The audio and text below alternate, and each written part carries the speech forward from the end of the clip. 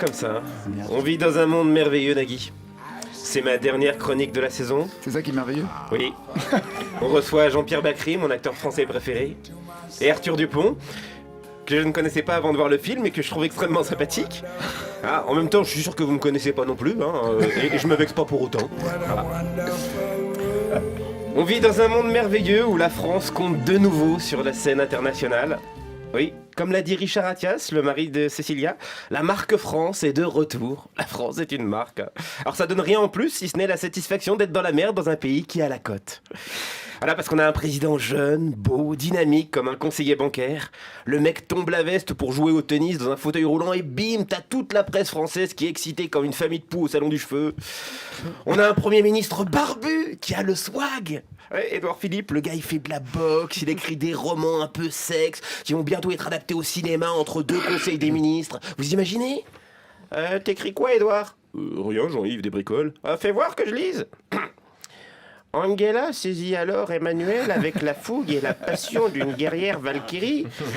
Elle le plaqua contre le mur de son bureau couvert de dorures, témoin de tant de luttes de pouvoir.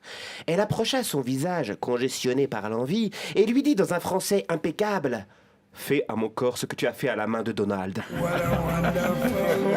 Non, on vit dans une époque formidable où, dès la rentrée, des Français, pour la plupart rougis par le soleil, découvriront un tout nouveau code du travail qui mettra leur morale au diapason de leur épiderme. Dès septembre, les Français découvriront le CDI de projet. Le nouvel outil du gouvernement pour résorber le chômage. Alors qu'est-ce que c'est un CDI de projet? Eh ben c'est comme un CDD, sauf que t'as pas la date de fin. Ah oui, le CDI de projet, c'est une femme ou un homme qui te dit « Je t'aimerai, le temps que ça durera ». Voilà, le CDI de projet, c'est une nuit avec Daniel Morin. Tu penses que c'est pour la vie et en fait non, c'est pour une nuit. Rappelons que pour le MEDEF, les primes de précarité qu'on paie avec le CDD, mais c'est vulgaire comme un coup d'un soir qui veut que tu le rappelles. Les prud'hommes pour le MEDEF, c'est indécent comme une femme qui réclame une pension alimentaire. Le CDI de projet, c'est le pôle emploi géré par Tinder. Car c'est ça le frein à l'emploi en France, le côté midinette des salariés français. Les Français qui peuvent pas s'empêcher de s'attacher à leur boulot, à leur entreprise. Il faut les voir quand tu leur dis que c'est fini. Tu me vires, mais tu me connais à peine. Mais t'as cru quoi? Que j'allais te passer un CDI au doigt et t'aimer jusqu'à la mort, petit prolétaire?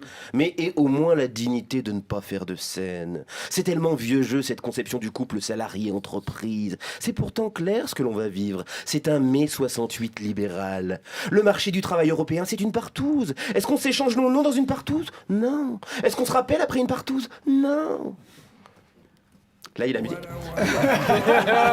Chômeurs. Cessez d'avoir la prétention d'avoir une vie décente. Cessez d'avoir l'ambition de vous extraire de votre condition sociale. Cessez de vouloir des trucs que la publicité veut vous vendre alors que vous n'avez pas les moyens de vous les offrir. Vivez les yeux baissés. Et surtout, mourrez sans bruit. Vous aurez au moins la satisfaction d'avoir donné du travail au croque-mort. Quel enchaînement.